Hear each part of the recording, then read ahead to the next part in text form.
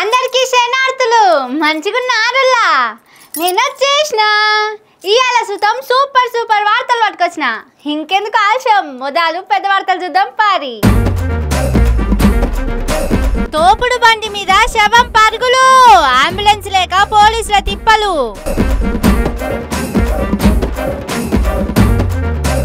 తెలంగాణలో కుక్కలకు మస్తు స్వేచ్ఛ కనిపించినోళ్ళ కర్షి చేస్తున్నాయి రచ్చ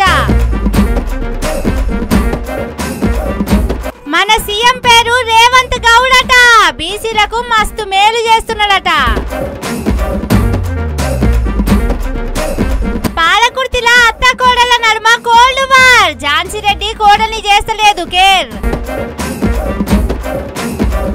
తీరని యూరియా కష్టాలు తీరుమారని సర్కారు చేష్టలు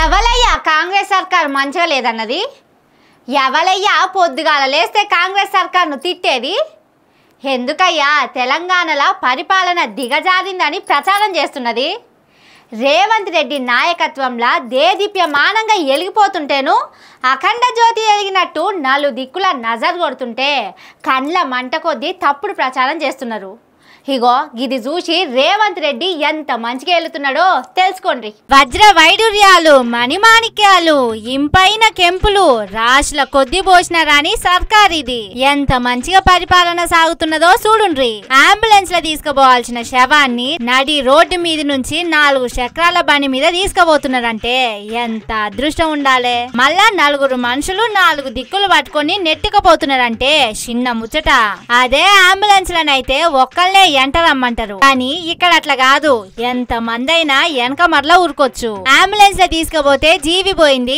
ఎవ్వలదో తెలియదు అదే ఇట్లనైతే అందరికి తెలుస్తది ఇది గదా తెలంగాణ ప్రజల బాగోగులు చూసుకునే తరీకా ఇది గదా రేవంత్ రెడ్డి మార్క్ పాలన ఇంత మంచిగా పరిపాలన చేస్తుంటే కొంతమంది కండ్లు మండుతున్నాయి ఉత్తుత్తుగా బట్టగాల్చి మీద వేస్తున్నారు 10 మందిలా బద్నాం చేస్తున్నారు కాబట్టి ఇప్పటికైనా ఇళ్లకు కలిగించిన సౌలతులు చూసినాకైనా తప్పుడు ప్రచారం బంద్ చేయండి ఇంతకు ఎక్కడో చెప్పలేదు కదా సీఎం సొంత నియోజకవర్గంలా అంబులెన్స్ లేక ఓ శవాన్ని పోలీసులు గీ తీరుగా తరలించిండ్రు కోస్గి పట్టణంలా మొగులయ్య అనే మనిషికి టిప్పర్ టక్కర్ అయ్యి జీవిడిచిందట పోస్ట్ మార్టం కోసం అంబులెన్స్ లేదట అందుకే ఇగో గిట్ల 1/2 కిలోమీటర్ దూరం 4 చక్రాల మీద బండి మీద వేసుకొని నెట్టుకుంటూ పోయిండ్రు సంతల నిమ్మకాయలు అమ్మట ఆయన బండిని అడగకుండానే శవాన్ని దాని మీద వేసుకొని నెట్టుకుంటూ పోయిండ్రట ఇక చెప్పుర్రి ఎన్ని ధనరాశులు పోస్తే వస్తది ఇంత మంచి పరిపాలన కాబట్టి కాంగ్రెస్ పార్టీ సర్కార్ ను కండ్లకు అద్దుకోవాలి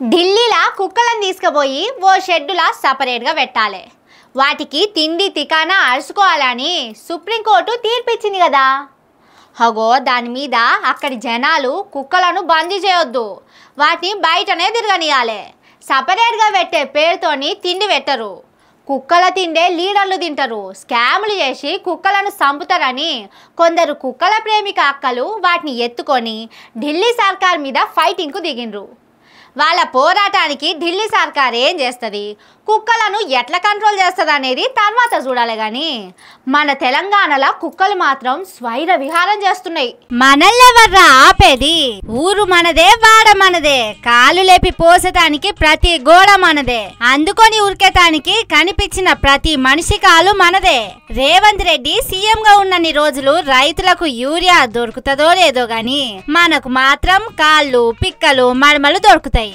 ఎంతంటే అంత కొరకొచ్చు ఆపేటోడు లేడు అడిగేటోడు లేడు ఇంతకు ముందు కేసీఆర్ ఉన్నప్పుడు మున్సిపాలిటీలు వచ్చేది గాని ఇప్పుడు కుర్చీ ఎక్కింది ఎవరు మన సీఎం రేవంత్ రెడ్డి మనం ఎంత మందిని కొరికినా చిన్నపిల్లలను చంపినా మన సారు చూసి చూడనట్టుంటాడు కాబట్టి ప్రతి రోడ్డు మనదే ప్రతి కాలనీ మనదే కనిపించిన మనిషి మనోడే ఇష్టం ఉన్నంత కొరుకుదాం దొరకకుంటే ఉరికిద్దాం సుస్సు పడాలే మనం అంటే జనాలకు ఇన్ని రోజులొక ఎత్తు, రేవంత్ రెడ్డి పరిపాలనలా ఇంకో ఎత్తు అన్నట్టు చేయాలి. ఇసొంటి గొప్ప ఛాన్సు మళ్ళా వస్తుందో రాదో, అవకాశం ఉన్నప్పుడే అందిన కాడికి కొరికి పారేయాలి.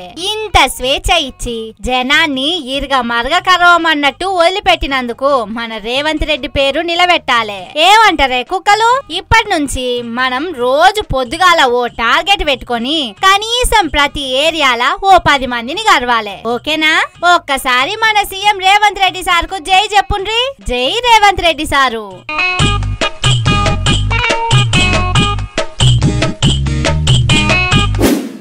తెలంగాణ ముఖ్యమంత్రి ఎవరో ఎరికేనా? అందరూ రేవంత్ రెడ్డి అనుకుంటున్నారా? కానీ కాదు. మాకు అర్థమైంది, మళ్ళీ ఎవరో సీఎం పేరు మర్చిపోయినట్టున్నది, అందుకే అట్లా అంటున్నావు కావచ్చు అనే కదా మీరు అనుకునేది. కాదుల్లా, అందుకు కానే కాదు. నిజంగానే తెలంగాణ ముఖ్యమంత్రి రేవంత్ రెడ్డి కాదట. మరి ఎవరంటున్నారా? కాంగ్రెస్ పార్టీ పెద్ద మనిషి మహేష్ కుమార్ గౌడ్ సార్ చెప్తున్నాడు. ఇనుర్రి.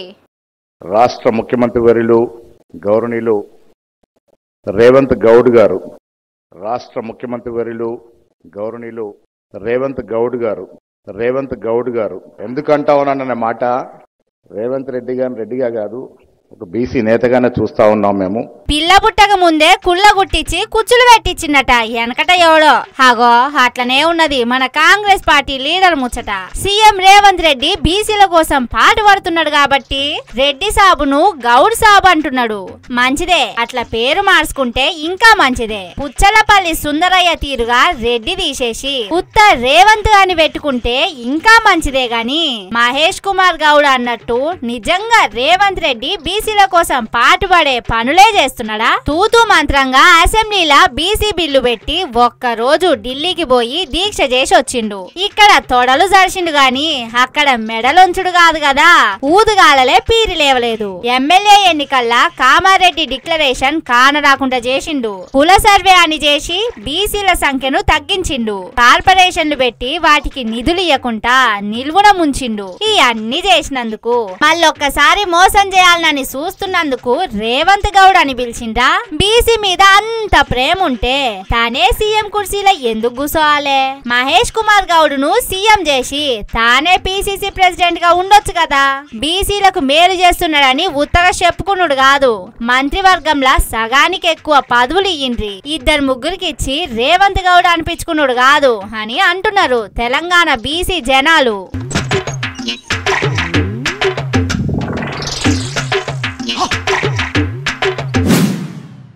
అత్తలేని కోడలు తమురాలు ఓయమ్మ, కోడలేని అత్త గుణమంతూరాలు. ఆహుం ఆహుం కోడల కొడుకు పెళ్ళమ్మా ఓయమ్మ, పచ్చి పాల మీద మిగడేదమ్మా, ఆ వేడి పాలలోని వెన్నెలేదమ్మా. ఆహుం ఆహుం. అవును, అత్తలేని కోడలంత మంచి గుణం కలిగిన వాళ్ళు ఇంకోళ్ళు ఉండరు. ఎందుకంటే ఒకగాల అత్త ఉంటే ఎప్పటికీ ఇంట్లో పోరు ఉంటుంది కాబట్టి ఆమంత మంచామే లేదు. కానీ అత్త కోడళ్ళు ఎంత మంచిగా కలిసున్నా లొల్లులా అయితే అనేది నిరూపిస్తున్నారు కాంగ్రెస్ పార్టీలో ఉన్న అత్త కోడళ్ళు. పచ్చగడ్డేసిన పచ్చిపాలు పోసిన పాలకుర్తి ఎమ్మెల్యే యశస్విని రెడ్డికి అత్త ఝాన్సీ రెడ్డికి చింతాకు మందం పడతలేదట. సీటు త్యాగం చేసి నిన్ను ఎమ్మెల్యేను చేస్తే నీకే పేరొస్తున్నది, నేను మాత్రం ఆటల అరటిపండు అన్నట్టు మిగిలిపోయినా అని మస్తు కుమిలిపోతున్నదట అత్త ఝాన్సీ రెడ్డి. పేనుకు పెత్తనం ఇస్తే నెత్తంతా కొరికింది అన్నట్టు కోడలు చేస్తున్నది అనుకున్నదో, లేకుంటే అత్త కోడల నడమ ఏం జరిగిందో గాని మూతులు తిప్పుతున్నారట, ముక్కులు ఇరుస్తున్నారట. ఇంతకు ముందే వాళ్ళ నడుమ 3వ ప్రపంచ యుద్ధం జరుగుతున్నదని, ప్రచండ యుద్ధం ప్రారంభమైందని అందరికి తెలిసేనా? ఇగో ఇప్పుడు బయటపడ్డది. అత్త ఝాన్సీ రెడ్డి పుట్టినరోజు నాడు ఓ న్యూస్ పేపర్ కి ఇచ్చిన శుభాకాంక్షల యాడులా కోడలు యశస్విని రెడ్డి ఫోటో లేదు, పేరు లేదు, పెత్తనం లేదు. ఓ నియోజకవర్గానికి ఎమ్మెల్యే అనే కనీస మర్యాద కూడా లేదు. అంటే ఎక్కడనో చెడిందన్నట్టే కదా. వచ్చే ఎన్నికల నాటికి అత్తే రంగంలోకి దిగి పాలకుర్తి పాలిటిక్స్ పాలిటిక్స్ చేయాలనే పట్టుదలతోటి ఉన్నదట. అందుకే కోడలను సైడ్ చేసేటందుకే కొట్లాట మొదలు పెట్టిందట. ఇటు నుంచి కోడలు కూడా పదవి మీద పవర్ మీద కాయిసు రోజు రోజుకు పెరుగుతున్నదట. అందుకే అత్త కోడల పంచాది పాలకుర్తిలా పొట్టు పొట్టు అవుతున్నదట. నువ్వా నేనా అని నల్లకాడ శికలు పట్టుకొని కొట్టుకోకున్నా అంతకంటే ఎక్కువనే వారైతున్నదట. మరి చూడాలే ఈ పోరాటంలో ఎవరు గెలుస్తారు. వచ్చే ఎన్నికల నాటికి కాంగ్రెస్ పార్టీ ఎవలకు టికెట్ ఇస్తది, ఇచ్చినా గెలుస్తారా గెలవరా అనేది ముందు ముందు చూడాలి.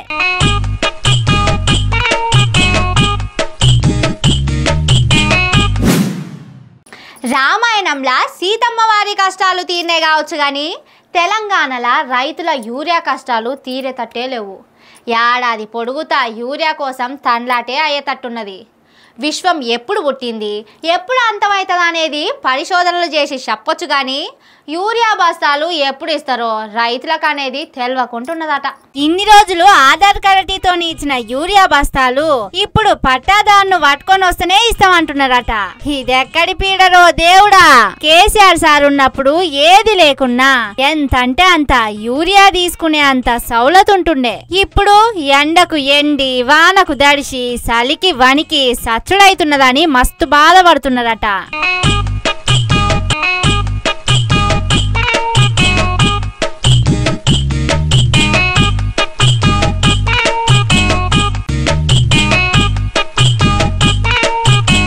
ఇన్నరా కాంగ్రెస్ వస్తే మార్పు అన్నారు. మా సక్కని మార్పు తీసుకొచ్చిండు. వాళ్ళు అనుకున్నది ఇదే మార్పు కావచ్చని మా రైతులు ఏరే అనుకున్నారు. పోయిన ఎలక్షన్లలోనే కాంగ్రెస్ పార్టీకి ఓటేసినందుకు బుద్ధి వచ్చింది. ఇంకో 10 ఏళ్లు ఉంచితే ఇంకేమైనా ఉంటదా అని అంటున్నాడు. ఈ సర్కారు మా రైతులను మస్తు తిప్పల పెడుతున్నారు. 4 ఎకరాల భూమి ఉంటే 2 యూరియా బస్తాలే ఇస్తున్నారట. పాపం కొంతమందికి 5-6 ఎకరాల భూమి ఉన్నా 2 బస్తాలే ఇస్తున్నారట. ఇట్లయితే కార్మికులు సమ్మెలు చేసి పని చేయకుండా ఉన్నట్టు రైతులు పంటలు పండించని రోజులు కూడా వచ్చేటట్టే ఉన్నాయి అంటున్నారు.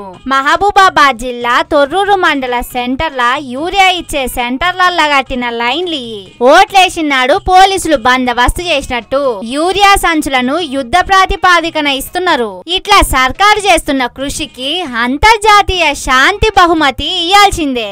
రేవంత్ రెడ్డికి సోనియా గాంధీకి ఇచ్చిన ఉత్తరం కాదు, యూరియా ఇచ్చుడే నోబెల్ బహుమతి కదా.